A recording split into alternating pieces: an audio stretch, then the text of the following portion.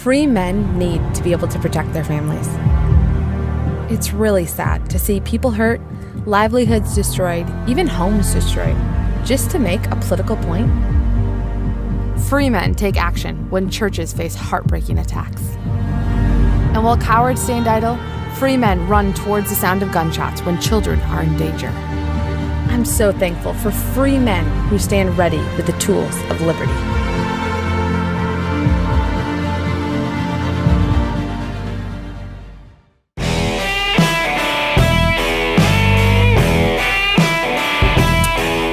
This is not the music I want. It is Friday. Welcome to Crosspolitic on the Fight Laugh Feast Network. Pastor Toby, Chalk Knox, I'm the Water Boy. And if you haven't already, you join the club, you get a discount, and you sign up to the Fight Laugh Feast conference at the Ark Encounter.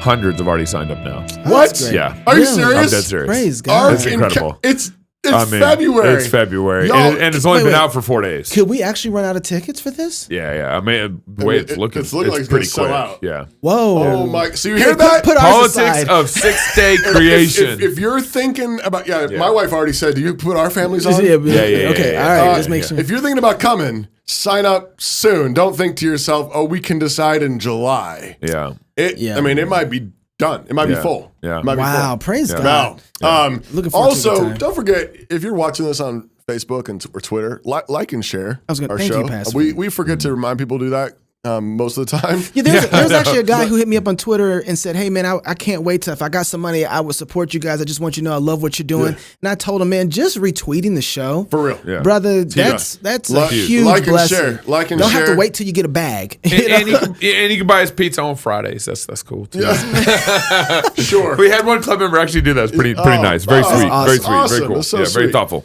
Dime Payments is a Christian-owned processing payment business. Every business needs a payment process system, so go to dimepayments.com/FLF. Infrastructure is what that is. Your business up today. Right. Working with them actually supports us. They won't cancel you like Stripe canceled President Trump. They won't cancel you like MailChimp canceled Babylon Bee. Check them out.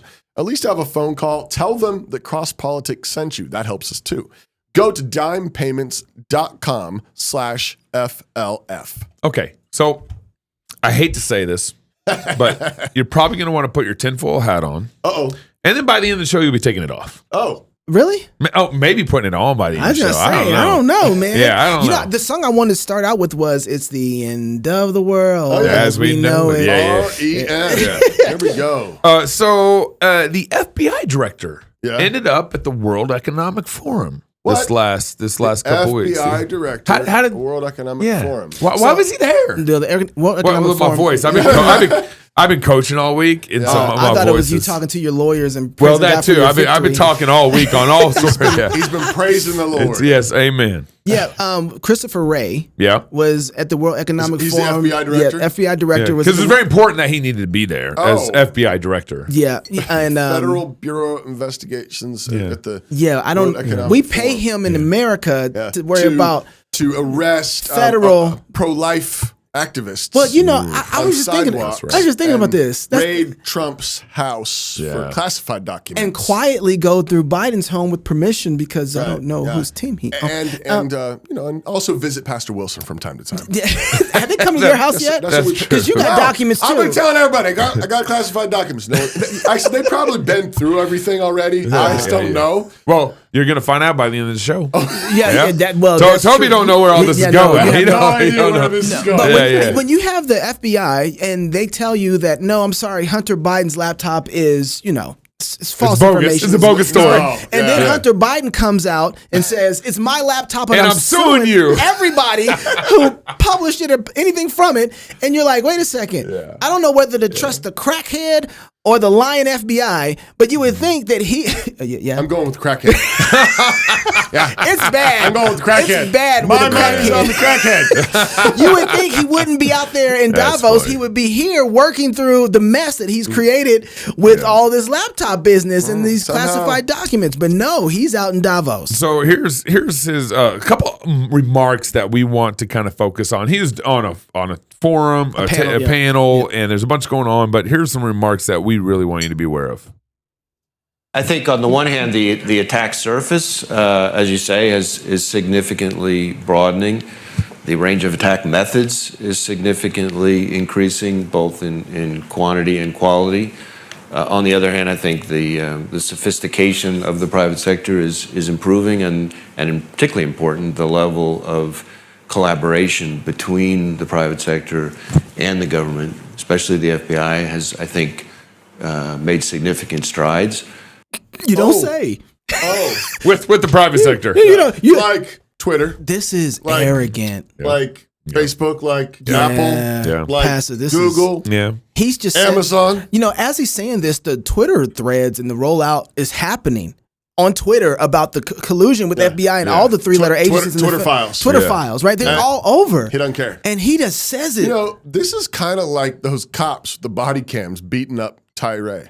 Oh, It's like, Yep. like that's what he's Yeah. doing right there. Tyree Nichols. He's yeah. just punching you in the face. And the camera's on him. How arrogant. You know what I mean? Like the camera's Yeah. on him, That's he's good. just saying it out loud. Yeah. I mean, this reminds me of Biden talking about Ukraine. Remember Biden, that video we talked about back in the day where he's just like openly being like, saying like, look, you're going to, what was they going to need to fire some guy that they didn't like? Yeah. And he said, and if you don't fire him, we're not giving you Give the you money. Yeah. And Quid then- pro quo? Yeah. And then he said, son of a gun, a couple hours later, he's he fired. was fired and they got their money. And he said that on a stage. Yeah.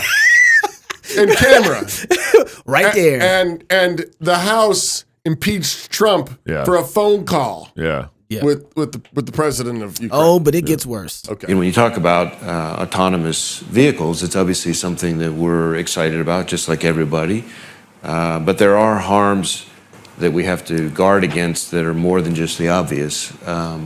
One of them is the danger that there could be ways to confuse or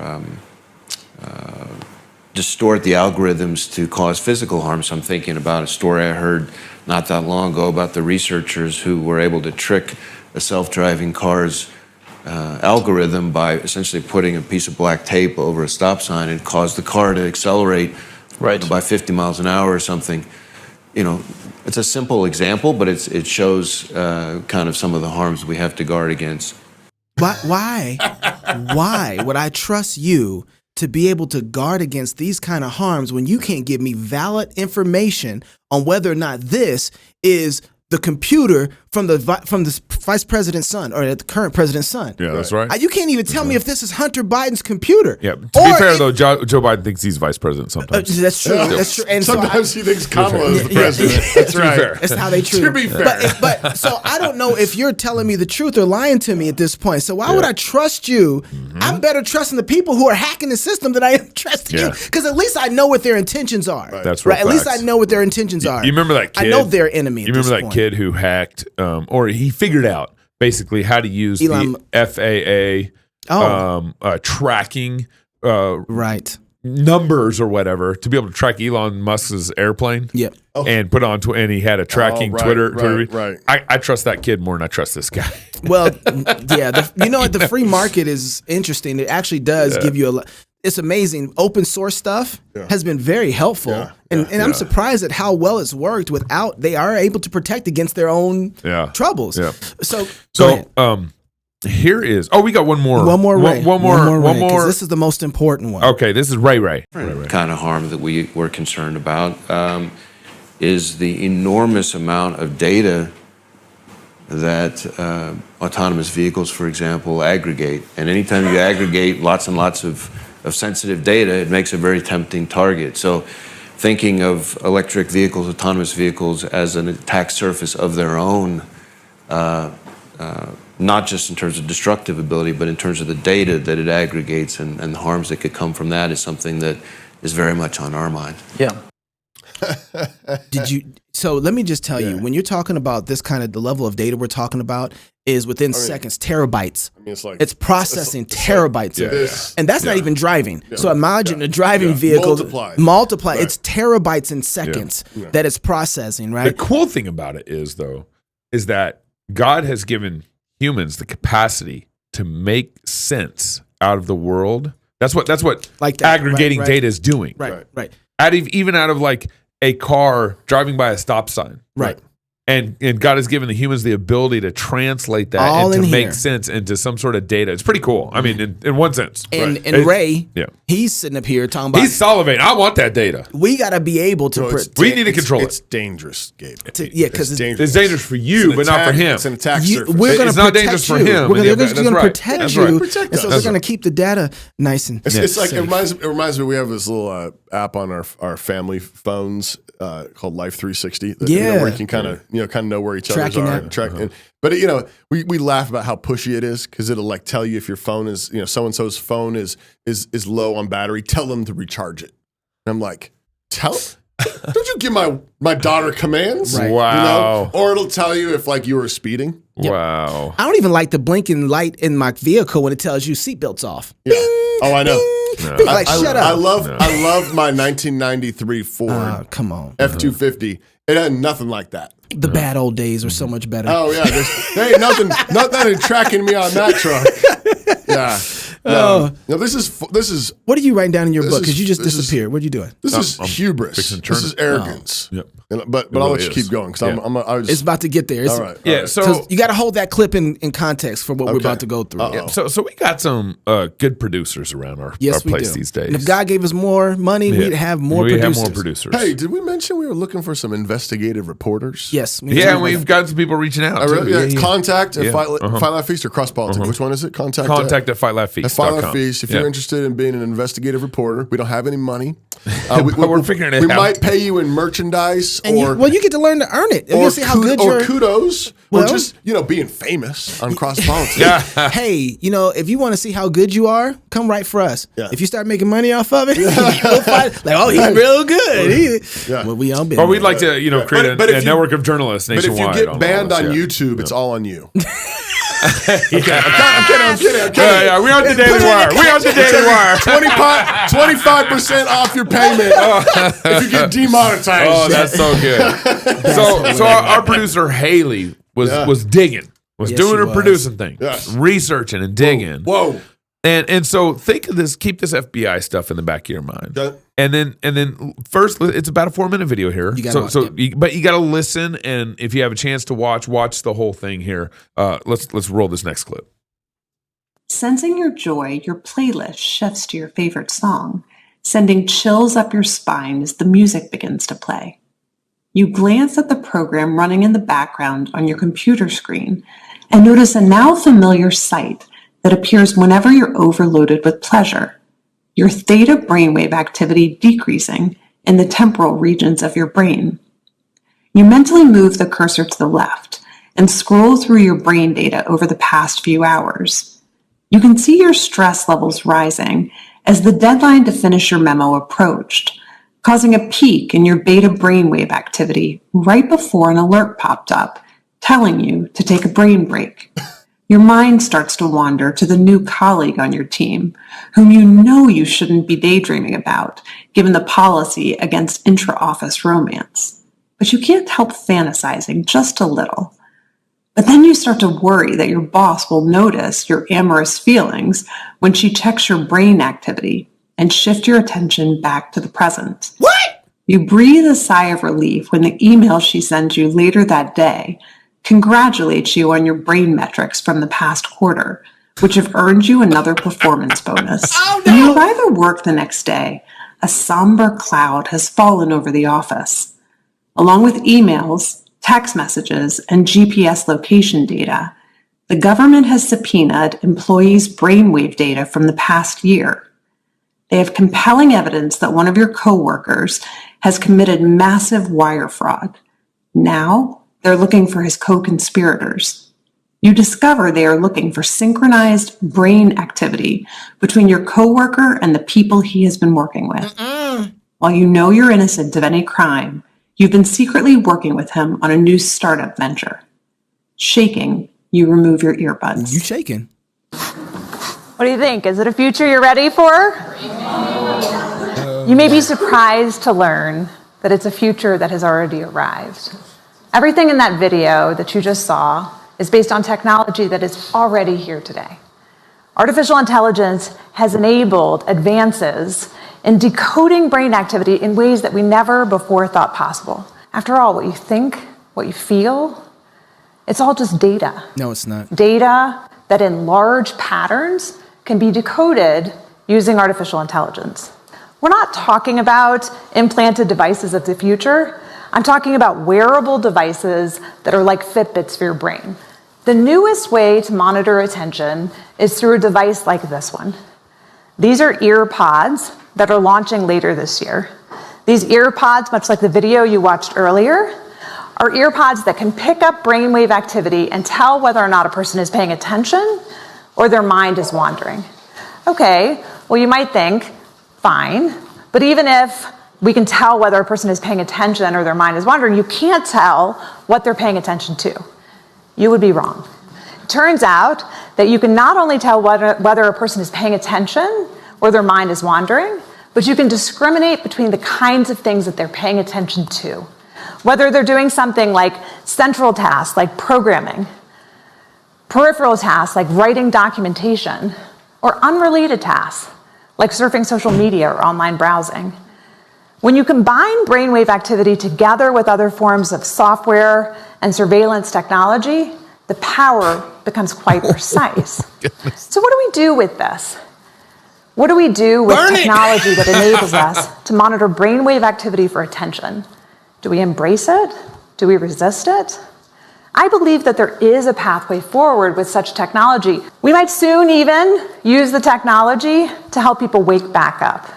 This is a haptic scarf that MIT Media Lab has developed, which uses brainwave technology in a responsive way to give a person a little buzz, literally, when their mind starts to wander, to help them refocus and hone their attention. I'm giving you the positive use cases because what I don't want the reaction to be is, let's ban this. Oh! Is your tinfoil hat on yet? We were working earlier. I took off my watch because, You're done with my that? Apple Watch. I was like, you know what? I'm just gonna sell it now. And it's not that. So I'm a tech guy. I love technology. And here's the crazy thing. I even like this technology. I love the technology. I love that they're able to do this. But the first thing that came to me, I was like, why do we have atopic pregnancies still? Right. Wait. Right. You mean to tell me that you can know, they even say in here, they can know your PIN number. So there's a way for them to read your PIN number. So if you have that technology on your head, wearable if you have that information stored in your mind, they can get to your PIN number. There's nothing that's off the table for them. And so I'm thinking to myself, so however long y'all been working on this and y'all been doing stuff, we can't save little babies through that has a woman who has ectopic pregnancy. Yeah, ectopic. Ectopic, sorry. Yeah. And so I was thinking, for me, it's like, okay, listen, this technology is amazing. This is some amazing stuff. They're playing God stuff here. So it's really scary. Right. But it doesn't have to be used in a wicked way. But I can't trust these kind of people, knowing what their intentions are, who don't have God and the right order of their loves, to use something like this for the benefit of man and for the glory of God. That is not a reality right now. Right.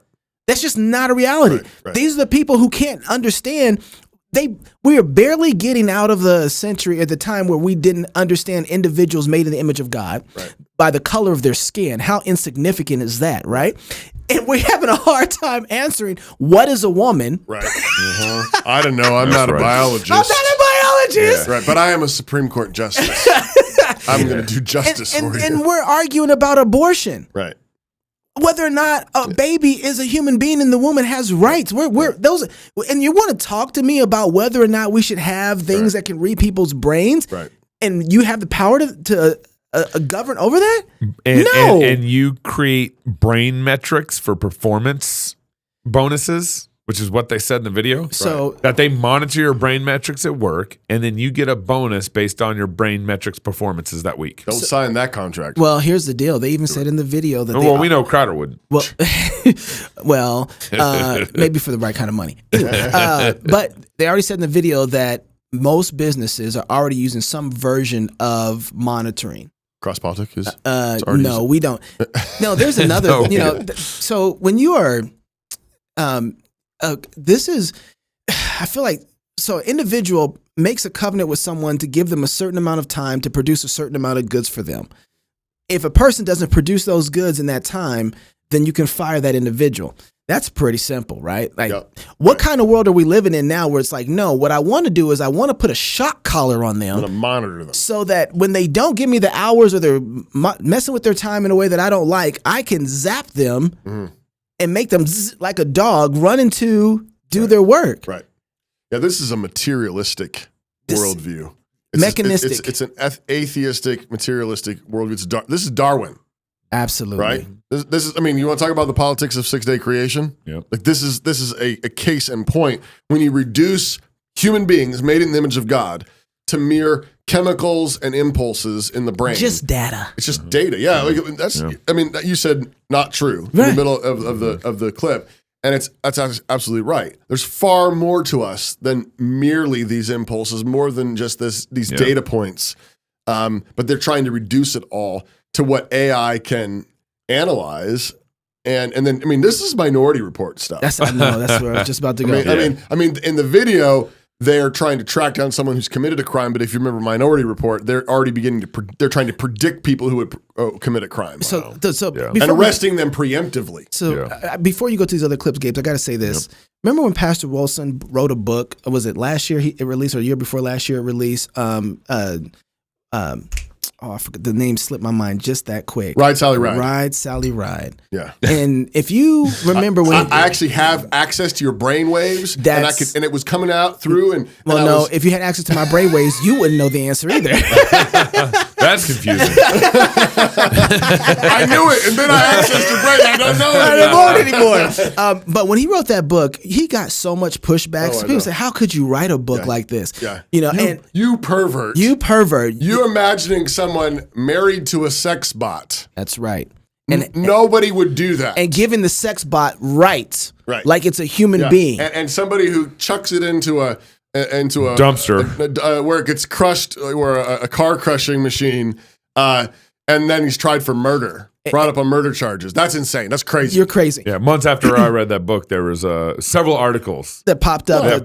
About roommates fighting over a sex doll, a bunch of people started telling Pastor Doug, stop writing books. Yeah. About what they're might starting happen to come next. true. Well, here's the thing I thought about. Anybody who judged that book and said that it shouldn't have been written in it, and they don't usually need to mark all of them. They should not be speaking. They're missing it. They do not understand the world we are in and where we're about to go, and you need to mark them off. They will not help you in the future. Okay, they're done talking. Don't pay them any attention anymore. Do you see what we're about to deal with? They don't have the morality foundation to understand what's going on or how to speak to that kind of world. All right, I just wanted to say that because that he took so much heat for that. And he was dead right. Well, I think related to what you were saying, though, I mean, talk about turning sins into crimes. Yes. That's what this would do. Because they're monitoring your thought process. Oh, sure. And if the thought police, looking at their computer, comes in and says, we don't like what you said about President Biden in your mind. Yeah, you were thinking about pro-life things. Yeah, in your mind. Even simpler than that, you were thinking about stealing. Sure. Yeah. Right? All right. He's arrested. Yeah. Get him out of here. Yeah. You were committing murder in your heart against that person, right? Like, that's the second thing. That's I agree with you, but it even goes so simple as like. But this is finish your thought. As you weren't giving me the work, right? That I thought I was paying for, and I don't like it, so now I'm going to zap you. Yeah. This is what happens though too when you play God. Yeah. So that's what's happening. We go back to the FBI talking about all the information they have. And what they're controlling and what they're trying to, take care of. They're playing God. Yeah. And this is what happens in a worldview. This inevitably happens in a worldview where you have rejected the existence of God. Yeah. It's not whether or not there's going to be a God. It's always which God is it going to be. Yeah. And it's either the living God, the transcendent God, or it's mankind, it's people, it's humanists. Yeah. And we have embraced, at least in terms of leadership in the West, an atheistic, materialistic worldview, which means now everybody's grasping for the power. Whenever anyone says, I think this is from Pastor Doug, I think he said, whenever you hear somebody denying that there's a God, you should always hear in the background them thinking about trying out for the position, right? Applying for the job. Yeah. It's because if there is no God, then we are the final arbiters of justice, truth, morality, technology, all of it. We are the final arbiters. And this makes people act and talk like this, with this kind of hubris, this kind of arrogance, because there's no God. Well, and she ain't done yet. Yeah. But before we turn the corner, on. we got a little ad read. All right. Well, ladies and gentlemen, today is the moment of decision. Now is the time to sign up for a club membership at fightlaughfeast.com. This year, Crosspolitic is dropping exclusive content into our club portal for club members only. Some of this content will include a Bible study series with me, a special with New St. Andrews President Ben Merkel, backstage content with many of our special guests along the way, and of course, all our conference talks. You can grab a club membership for just $10 per month. That's like 2 cups of coffee. Again, head on over to fightlaughfeast.com to get signed up today. And guys, every $10 counts. It really does. It really does. Don't. I mean, it's not that much. It's easy. It's encouraging to us too. So I mean, it's just. I mean, if nothing else, if you just want to say like, "Hey, way to go, keep up the good work," sign up. It's big. $10 a month, and if you can do more than that, we're very grateful. Fightlaughfeast.com. All right. So this gal's from Duke University. Uh-oh. Nita School of Law. How did I know she? Oh yeah, right. School of Law. Right. Nita Farahany. Farahany, whatever. Yeah.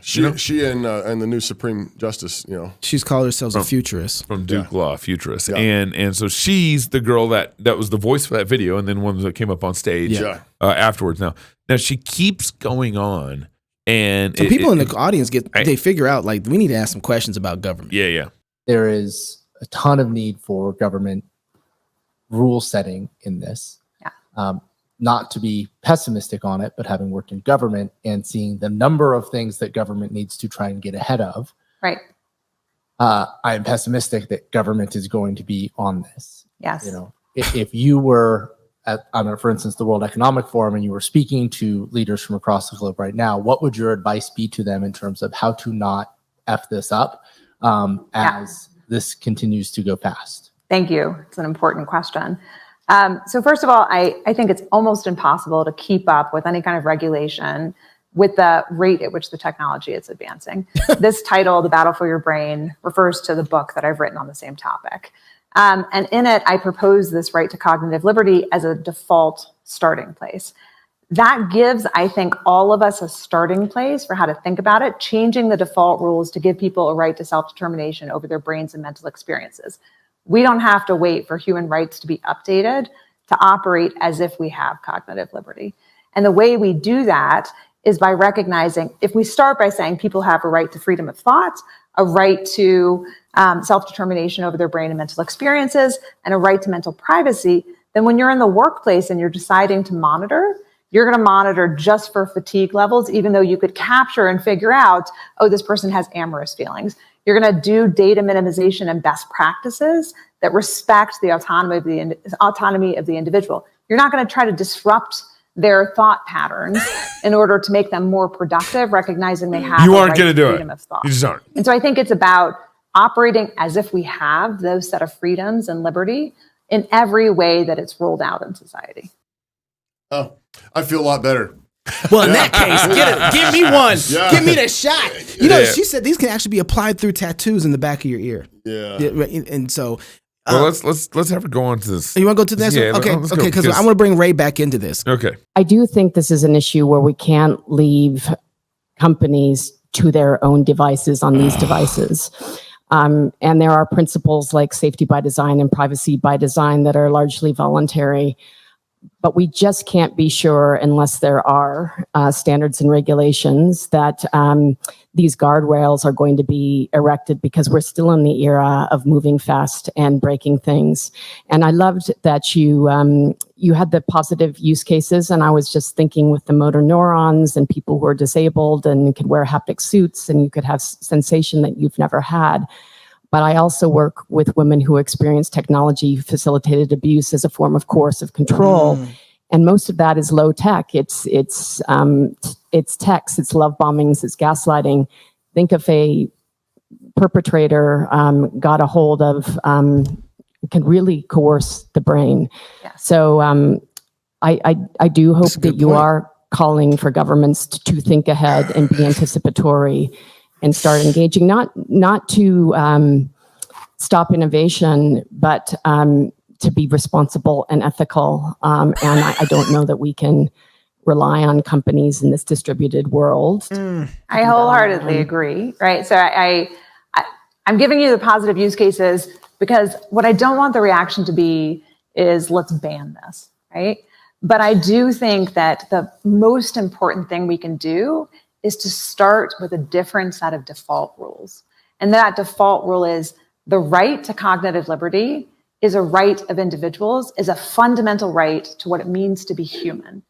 And that as a starting place for the implementation of the technology is very different than how we've thought about any other technology. But I believe that the brain is so fundamental to our sense of self, and the freedom of thought is so fundamental to what it means to be able to flourish as a human being, that unless we start with the default rule, it really could become the most oppressive technology that we've ever unleashed.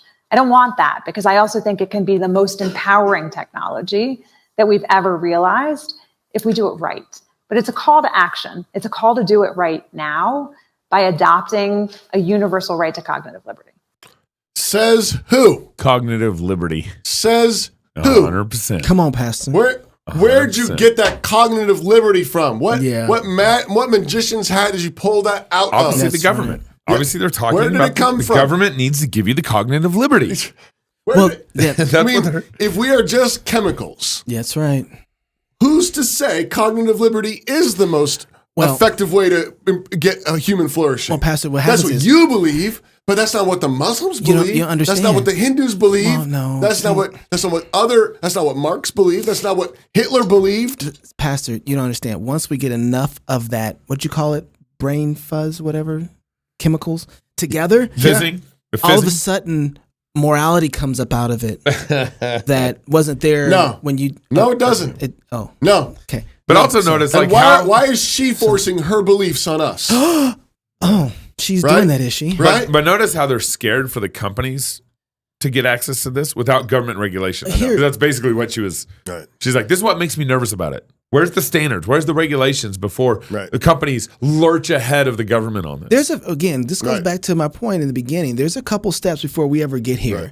You guys remember? I'm sorry. Go ahead. Finish it. A couple steps. I'm just going to repeat what I said before, but just a couple steps. If you can't figure out a person is made in the image of God, Yeah. and his responsibility and duty is to be a man or a woman, however God made them, and to get married to the opposite sex and to Right. have children, Right. baptize those children, Yep. and raise them in the fear and admonition of the Lord. If you can't understand that basic principle, Right. you will have a domino effect that will be astronomically destroying of the whole world. Right. You can't govern these things. This is like, I feel the same way I feel about with drugs. I don't think the federal government should have the authority to regulate drugs. Period. Dot the end. And yet we don't have a people that's capable of knowing how to rightly deal with those things. Yeah. Right. Yeah. So in one sense, it's kind of like, yeah, I don't want them to outside of their operating sphere. That's not the sphere they're supposed to be operating in. But yet we are slaves. Right. We need to go through a wilderness time to get the slavery off of us to be able to handle adult things. Right. And until we get to that place, this is extremely dangerous for us. Right. And so before you go past, I just got to bring back in Christopher Wray. Remember, FBI director. he is Ray one. Ray. He is. Do you remember how Twitter was working with the FBI and the government? Right. Twitter had an outside aggregator who gathered all the information. I was just gonna, that's the thing I was just going to throw in there really Yeah, fast. yeah. Was just I don't know all the facts on this, but I remember seeing a bunch of reports that said as the Twitter files were coming out initially, showing this collusion between the FBI telling Twitter who to ban and which people to censor and all the rest of it. At the same time, there was a bunch of headlines saying that they could never they never got rid of child pornography on Twitter. Yeah. Right. That's right. Like there's That's right. rampant pornography on Twitter. That's right. While the FBI is censoring people about taking the jab, ivermectin, Yep. Fauci, Trump. Peter McCullough, Yep. That's right. Man, Pastor, you just brought up something else. That's right. What's the FBI doing about child porn? Yeah. Nothing. Apparently nothing, or very, very little. Yeah. Only enough to keep people happy. Yeah. But apparently there's like tons and tons of stuff, just gunk out That's right. there. That's right. While they're busy saying, but make sure we control the narrative That's right. On COVID. We gotta make sure we control the narrative on this. And our boy, and the Hunter Biden's laptop story, all that and stuff. Russian collusion, all the rest of it, that, and Jay Bhattacharya and all the rest of it. That's what FBI does. And you want this FBI in your head? You want this FBI up in your brain? Running, gathering all was the Was it Mission Impossible? I forget which, some sort of like that where they put the chip in your head and then the chip could explode. It is Mission Impossible 3. Yeah. Yep. So there you go. Now that wherever you're at, they can just hit the button, that chip explodes. And you just kills you. Again, we just got done coming out of COVID. Right. And where they're forcing people to stay in their houses. Yeah. The government is. Even local government can't work. Doesn't work. Get a shot. Doesn't work. Wear a mask. Doesn't work. Right. Social distance. Doesn't work. Right. And then arresting people for singing psalms. That's right. Then, but notice this though. Notice the people who are asking the questions are the ones who are concerned about this. Right. But they're immediately saying, can the government get this? Like what they do with masks and jabs and, control this? Yeah, that is mechanistic. They think that if the government, which all the powers gathered there, if they had it, they're the highest moral ground. Because if you don't know Jesus, you're done. That's your savior. There is no liberty apart from God. If you don't know the living God who sent his son to die for our sins and rise from the dead, then when you're scared, you appeal to the greatest power you think exists. And that chip is your new chain. Yeah, that's what it is. Right, and so it's just more chains. You appeal to the God of the state, the Savior state. But the state won't save you. The state's what got us in this mess. Yeah. And we need to turn back to Jesus. And I think that's also that's the good news. Mm-hmm. Is that actually Jesus is on his throne. Mm-hmm. He is Lord. Yeah. These people are not. These crazy people are not. Yeah. There is that was ridiculous. I still think I would love to see what godly, moral people use stuff like this for with people who have brain damage. Well, she mentioned the one gal that asking the question about people that have brain damage or disabled. And I watched the whole 30-minute being able to restore some of that or give them or dementia. Imagine what you put a memory chip of their memories from the past, and they can communicate to their brain, and it helps with dementia. There's actually some pretty interesting. And so I want to push back the other way, saying Christians don't just see stuff like this and say absolutely not. Right. No. It's the same thing as the internet in general. Right. If you tell people 50, 100 years ago, they're going to be able to put movies and videos of anything and everything on the internet and send it around the world, everybody would immediately think of pornography. Absolutely. Yeah. Absolutely. They're going to take, they're going to take evil and they're going to spread it around the world. And they have. Yeah. But by the same token, we're able to broadcast all around the world. That's right. Preachers are able to preach the gospel. So many people have been and saved. Share the gospel across the world. Podcasts, preaching, sermons, conferences, the truth, Bibles, Bible studies. Huguenot Heritage here, but with Francis Foucault, they're translating resources into French. Which is, there's the same thing. Yeah. We need to be thinking the same thing in terms of this kind of technology. How can we use it for God's glory and good? Yeah, but it needs to be massively reoriented to a creationist worldview. Yes, a Trinitarian worldview, not an atheistic materialistic worldview, but one that understands that there is a God in heaven, that he sees all things, he rules over all things, his word we're in submission to in all things. And then because of that, how can we use this technology to bless others? If so many Christians are concerned about the World Economic Forum getting off on them, we need to be more concerned about us getting off on the World Economic Forum. For real. You know what I'm saying? Yeah. Where's the Christian Economic Forum? It's you know what? Well, I want to have the kind of people that come in and say you know what? This is how the curse is destroyed. Right. This is part of the way of one of the enemies that's coming under the submission of Christ's feet. All right. How does the gospel apply here? Yeah. How do we do that? That's the kind of attitude that we need to have about these things, and not a fearful posture and say, you know what? The wealth of the wicked is stored up for the just. Okay. Are you just? Right. Are you operating in that way? And let's be more concerned about them being concerned about us than we are concerned about them rubbing off on us. And you can build with the trowel in one hand and a sword in the other. Come on now. You can build and fight. You be laying bricks, building, but we need to be building. Don't just be sitting there paranoid that you're going to get attacked by the crazy brain readers. Is there another video? We're on. That's it. All right then. It's time for the Crosspolitic Weekly Wrap Up. It is. It's so close. He tried. It's a little longer. The drop is a double to 16, not a 8. Yeah, this one's a little. Last Friday, we watched a Florida representative try to launch her own presidential campaign by denouncing Ron DeSantis' blatant racism and white supremacy by canceling an AP Black History course that was teaching queer theory. DeSantis has also banned pornographic books in Florida, and at least one teacher announced on one news station that he had to cover up a whole shelf of books in his classroom. And we were all wondering, what kind of books has he got under there? I still want to know. The police checking on that? On Monday, we covered Tyree Nichols' beating and death, and we discussed principles of biblical justice, the necessity of getting all the facts, 2 or 3 witnesses, and the difference between accidental manslaughter and intentional murder. Intentional murder requires the death penalty, but accidental death does not. We also watched some of the immediate responses to Nicole's death, including one pastor who said that this death was yet another proof of systemic white supremacy. We also pointed to KFC white meat and chicken tenders as proof of pervasive white supremacy That might be true, though. America. That might be true. You too? Oh! On Tuesday, we had the great Crosspolitic showdown discussing and debating the Steven Crowder versus Daily Wire brouhaha. You got to go back and listen to that show. I don't know what you guys thought, but I thought our discussion of those events was the most even-handed, biblically based, non-biased, or sensational takedown of the whole thing. That's kind of biased. It's still of you. not over. My favorite part of the show was when Gabe got down on his knees and proclaimed that Knox and I were right about everything. You guys remember that part? No. Okay. On Wednesday, we got to break national news about Gabe's federal lawsuit we did. against the city of Moscow officials who wrongfully arrested and detained him and Sean and Rachel Bonet back in 2020 during a psalm sing protest. If you missed that show, go back and watch it. You don't want to miss it. We talked to Gabe's lawyer. Turns out the goobers who wrote the masking law explicitly exempted First Amendment protests. But when those protests did not include burning down police stations or shoplifting, the same goobers ordered the police chief to start arresting people for singing psalms outside of City Hall. It's true. It's true. But It's true. that was illegal. And the judge said so, and we're very grateful to God for the vindication. And we'd encourage you to keep praying for the outcome of the settlement that remains to be done.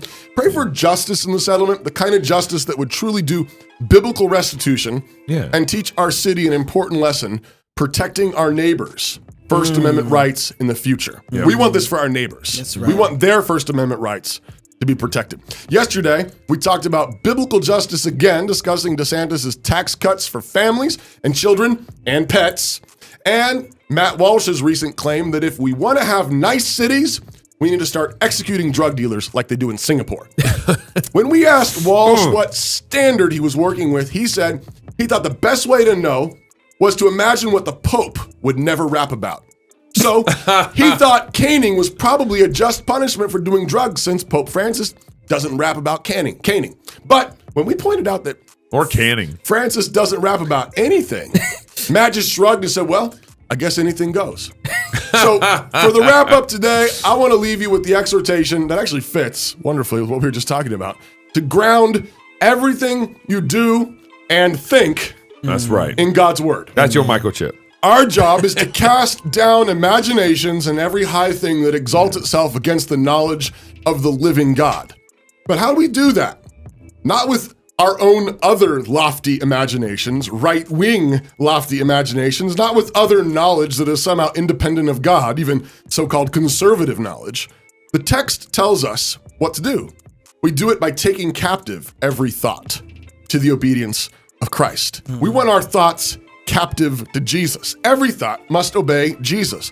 Jesus is Lord of all, and so we want every thought about policing to surrender to Jesus. We want every thought about education surrender to Jesus. We want every thought about economic policy and judicial policy and foreign policy and education policy to be taken captive to obey Jesus Christ. He's Lord of every area of life. He's Lord of our minds, of all our thoughts, and so we want to obey him in every area of life and all that we do or think. So do not think or act based on your feelings.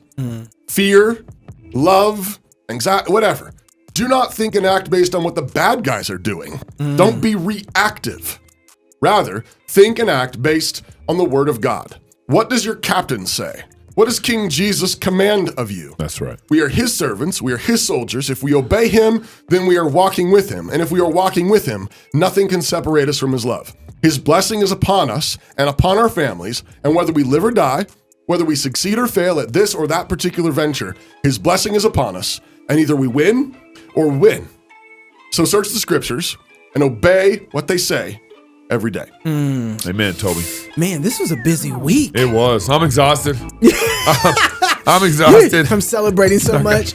I was just thinking, Not gonna lie. could the city council make a law that would violate your First Amendment rights? No, they can't. That's why But they this victory is so explicitly important. put one in there, but they can't make one against it I think either, I think they right? would try. I think they came back and actually tried to pass another law, but they Yeah, took that they did. that exemption out. They did have that exemption, which is like, Yeah. but First That Amendment. should be part of the settlement. Yeah, take that law They have back to out. strip that. Praise God. All right, if you're single, get married. If you're married, have you some kids. And if you have kids, go baptize them. Until Monday, love God with all your heart, soul, mind, and strength. Love your neighbor as yourself. Go fight, laugh, and feast. This is Crosspolitic. Struggling to catechize your kids? Is just reading a question and waiting for an answer not engaging enough? Wish there was a better way to train up your children? Now there is. Question 1. What is the chief end of man?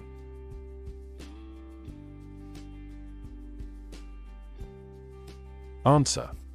Man's chief end is to glorify God and to enjoy Him forever.